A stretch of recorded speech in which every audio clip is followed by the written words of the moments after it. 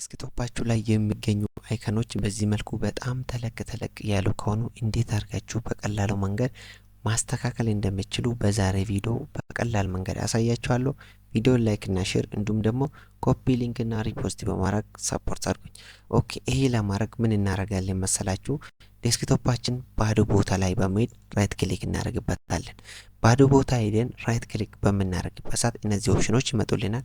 ከዛም በኋላ ቪው የሚጥለው ላይ ክሊክ እናደርግና ከዛም በኋላ እዚህ ጋር ለርጅ አይከን የሚለው አይደለ ቲክ የተደረገው ከአለርጂ አይከኑ ወዴት እንሄዳለን መሰላችሁ? ስሞል አይከን ከሆነ በጣም ጥቃቅን ስለሚሆንብን አሁን እዚህ ጋር መተን ሚዲየም አይከን በምንልበት ሰዓት በዚህ መልኩ ቀለል ወይ ደግሞ ያሳንስልናል ማለት ነው።